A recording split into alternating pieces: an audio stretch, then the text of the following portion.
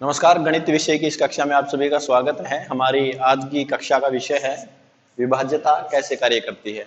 पिछली कक्षाओं में हमने 1 से लेकर 12 तक की विभाज्यता को पढ़ा, 1 से लेकर 12 तक की विभाज्यता के नियमों को पढ़ा और इस कक्षा में हम पढ़ेंगे कि जो विभाज्यता के नियम हमने पढ़े हैं वो किस प्रकार से कार्य करते हैं।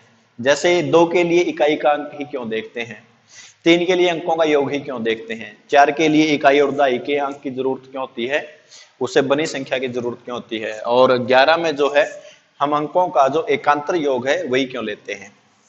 तो सबसे पहले 1 से विभाज्यता।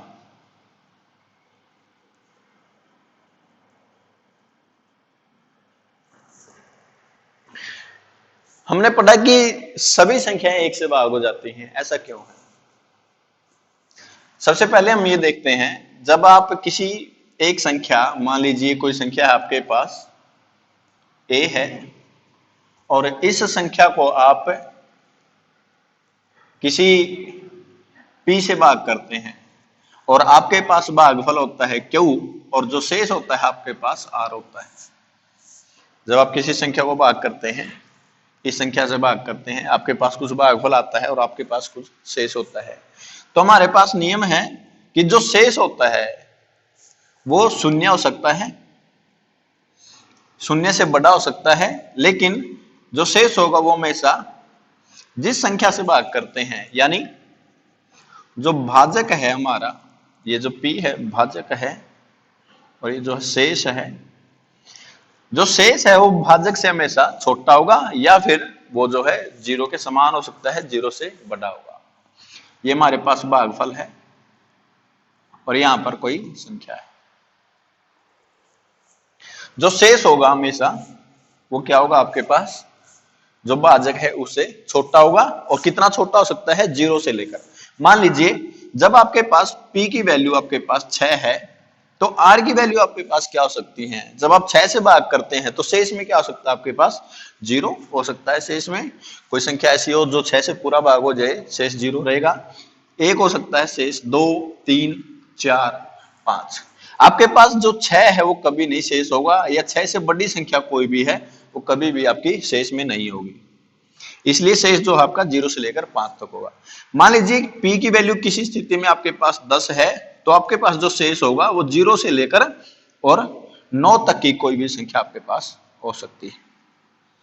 इसी प्रकार से बात करते हैं, मान लीजिए आपके पास जो p की वैल्यू है वो आपके पास 1 है, तब आपके पास r क्या होगा, r 0 से लेकर और 1 से छोटा, यानी आपके पास जो r की वैल्यू है क्या होगी, वो हमेशा 0 होगी। और जब आपके पास r की वैल्यू जो है, जो r का मान है, जो शेष है आपके पास वो शून्य होता है, तब आप कहते हैं कि जो संख्या है, जो दी गई संख्या है वो अमुक संख्या से भाग हो जाती है। इसीलिए हम कहते हैं 1 से विभाज्यता में कि कोई भी संख्या आपको दे दी जाए, प्रत्येक संख्या 1 से भाग हो जाएगी, क्योंकि जो शेष है वो हमेशा 1 से छोटा होगा, यानी शून्य होगा। और अगर शून्य शेष है तो हम कहते हैं पूरा पूरा भाग हो गया है। आगे करते हैं 2 से विभाज्यता। आगे के जो नियम है हम वो बीजगणित की सहायता से करेंगे। देखते हैं किस प्रकार से।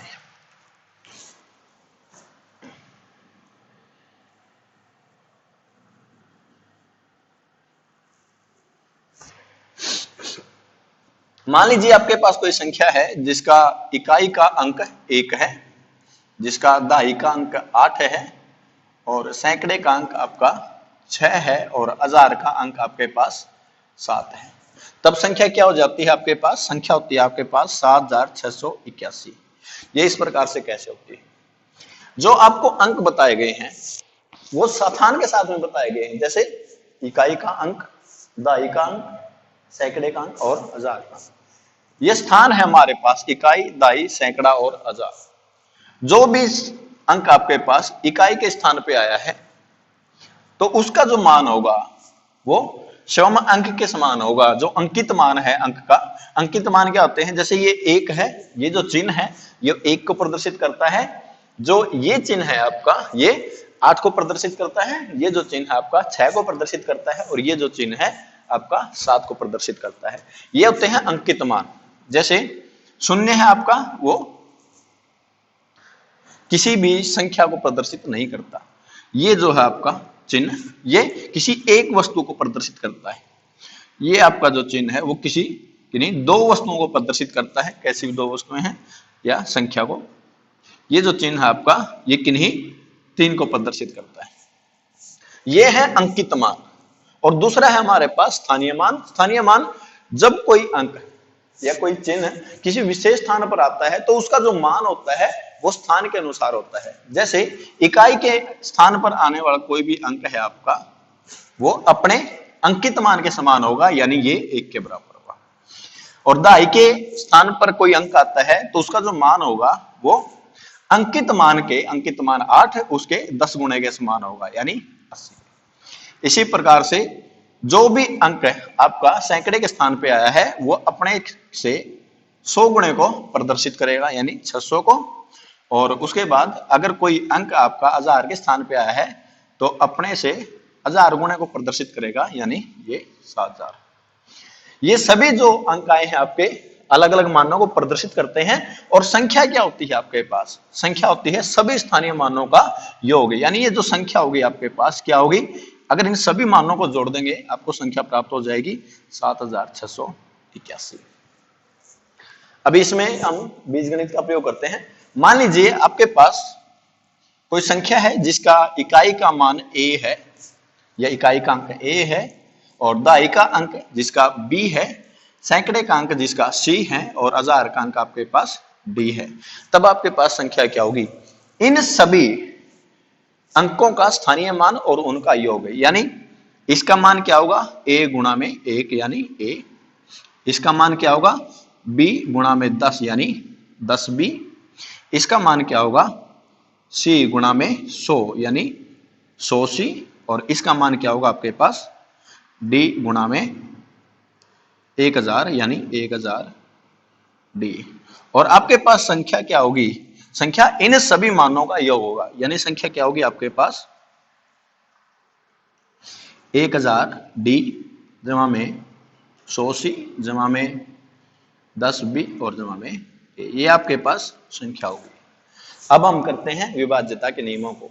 किस स्थिति में? जब इकाई का अंक a है, दहाई का अंक b है, सैकड़े का अंक c है और 1000 का अंक आपके पास d है।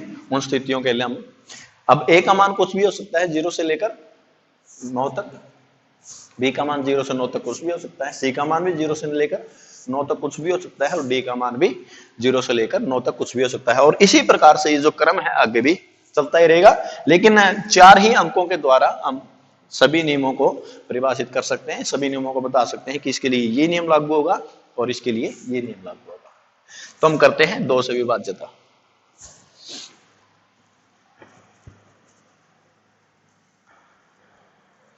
जब आपके पास इकाई का अंक a हो, दहाई का अंक b हो, सैकड़े का अंक c हो और 1000 का अंक d हो, तो अब आपके पास संख्या क्या होगी? 1000d जमा में 100c जमा में 10b और जमा में a। अब करते हैं 2 से विभाज्यता।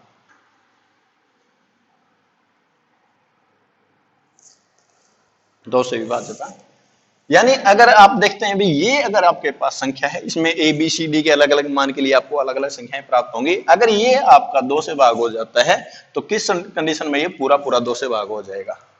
आपके पास संख्या है 1000d जमा में 100c जमा में 10b जमा में a, और ये इससे आगे भी हो सकता है। ठीक है, अब इसको भाग करते हैं 2 से। और बीजगणित में आप इसको अलग अलग लिख सकते हैं, अंकगणित में भी लिख सकते हैं। अब इसको करते हैं 1000d बटे 2, 100c बटे 2 और 10b बटे 2 जमा में a बटे 2। ये पूरा भाग हो जाता है 2 से, ये भी पूरा भाग हो जाता है, ये भी पूरा भाग है, क्योंकि जो 2 है वो 1000 का एक गुणनखंड है, 2 जो है 100 का भी एक गुणनखंड है, जो 2 है वो 10 का भी एक गुणनखंड है। यानी ये जो है आपका भाग, ये जो हिस्सा है इस संख्या का, ये पूरा 2 से भाग हो जाता है। अब रहता है आपके पास a, और अगर a आपका 2 से भाग हो जाता है तब आपकी जो ये दी गई संख्या है ये भी 2 से भाग हो जाएगी। और a जो है आपके पास, मैंने कहा भी a क्या हो सकता है? 0 से लेकर 9 तक का कोई भी अंक हो सकता है। अगर ये आपका a जो है 2 से भाग हो जाता है तो आपकी जो संख्या है वो भी 2 से भाग हो जाएगी। इसलिए हम लिखते हैं यदि a क्या है आपके पास? इकाई का अंक। हमने पहले पढ़ा a क्या है? इकाई का अंक। यदि इकाई का अंक 2 से भाग हो, तब आपकी जो संख्या है वो 2 से भाग हो जाएगी।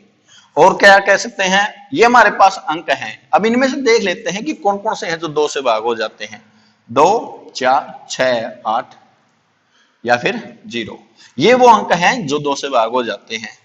यानी दूसरा हम ये भी कह सकते हैं, यदि इकाई का अंक 0, 2, 4, 6 या 8 हो, तब भी आपकी जो दी गई संख्या है वो 2 से भाग हो जाएगी। और अगर आपके पास इकाई के अंक में 1, 3, 5, 7 या 9 आया है, तब आपकी जो दी गई संख्या है वो 2 से भाग नहीं होगी। उसके बाद करते हैं 3 से विभाज्यता।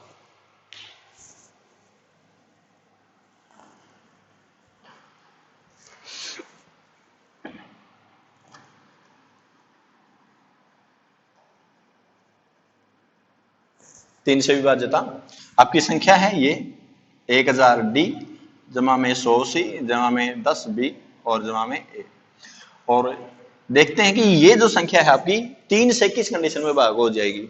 अब ये जो 1000 डी है, मैं इसको इस प्रकार से लिखता हूं 999 डी जमा में डी, और उसके बाद इसको लिखता हूं मैं 99 सी जमा में सी, और जो 10 बी है इसको लिखता हूं 9 बी जमा में बी और जमा में ए, और ये आपका 3 से भाग होना चाहिए। अब ये जो भाग है इसके, जिसमें 9 एक फैक्टर है, ये और ये, या 3 एक फैक्टर है, इनको अलग से लिखते हैं 999 डी जमा में 99 सी जमा में 9 बी बटे 3, और बाकी क्या रह गया आपके पास, डी, सी, बी और ए। ये तो आपके जो हैं इसमें 3 एक फैक्टर है, इसमें भी 3 एक फैक्टर है, इसमें एक 3 फैक्टर है, इसलिए ये वाला जो भाग है आपका 3 से भाग हो जाएगा। और पूरी संख्या 3 से भाग कब हो जाएगी, जब ये वाला जो हिस्सा है ये भी 3 से भाग हो जाएगा। अब ये क्या है आपके पास, ए आपका इकाई का अंक है, बी आपका दाई का अंक है, सी आपका सैकड़े का, और डी आपका हजार का अंक है। और इसी प्रकार से आगे भी अगर आप अंक जोड़े 10,000 का, लाख का, 10 लाख का, तो यहां पर आपको क्या प्राप्त होगा, सभी अंकों का योग प्राप्त होगा। इसलिए हम कहते हैं यदि अंकों का योग, ये आपके इकाई, दाई, सैकड़े और हजार के अंक हैं और आगे भी चलता जाएगा, इसलिए हम कहते हैं यदि अंकों का योग 3 से भाग हो जाए तो आपकी जो दी गई संख्या है वो आपकी 3 से भाग हो जाएगी। आगे करते हैं 4 से विभाज्यता।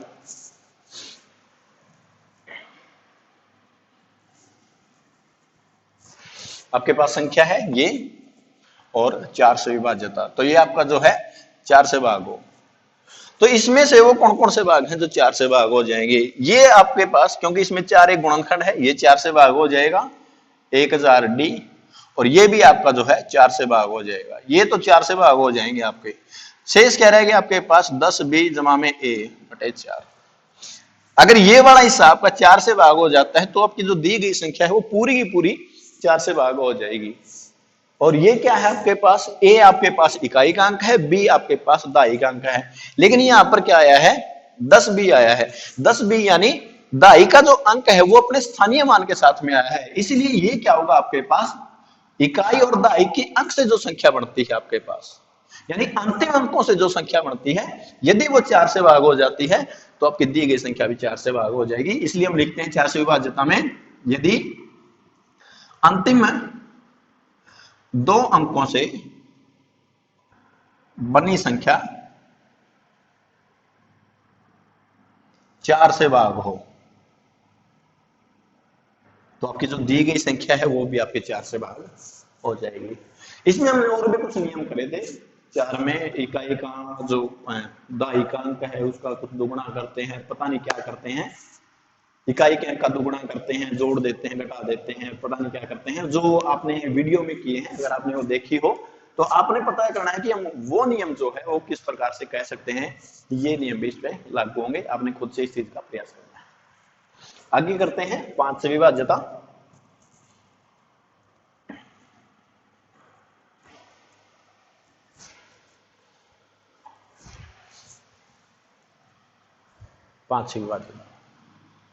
अब देखिए ये भाग, ये तीनों के तीनों आपके जो हैं 1000 डी जमा में 100 सी जमा में 10 बी ये सभी के सभी जो हैं इनमें 5 एक गुणनखंड है, इसमें भी है, इसमें भी और इसमें भी, इसलिए सभी जो 5 से भाग हो जाएंगे। आपके पास शेष रह जाएगा a, और अगर आपका a जो है वो 5 से भाग हो जाता है तो आपकी दी गई संख्या भी 5 से भाग हो जाएगी। अब ये a क्या है आपके पास? इकाई का अंक, इसलिए कहते हैं यदि इकाई का अंक 5 से भाग हो तो आपकी जो दी गई संख्या है वो 5 से भाग हो जाएगी। दूसरा क्या कहते हैं, आपके पास जो a है इकाई का अंक है जिसमें 0 से लेकर 9 तक की कोई भी डिजिट हो सकती है, कोई भी अंक हो सकता है। ये तो 0 से लेकर 9 तक कौन कौन से वो अंक हैं जो 5 से भाग हो जाएंगे? एक तो 0 है आपका और दूसरा 5 है। यानी अगर इकाई का अंक 0 या 5 हो तो आपकी दी गई संख्या वो 5 से भाग हो जाएगी। यदि इकाई का अंक 0 या 5 हो तो आपकी जो दी गई संख्या है वो 5 से भाग हो जाएगी। इस वीडियो के लिए इतना ही। जो बाकी के नियम है हम अगली कक्षा में करेंगे। धन्यवाद।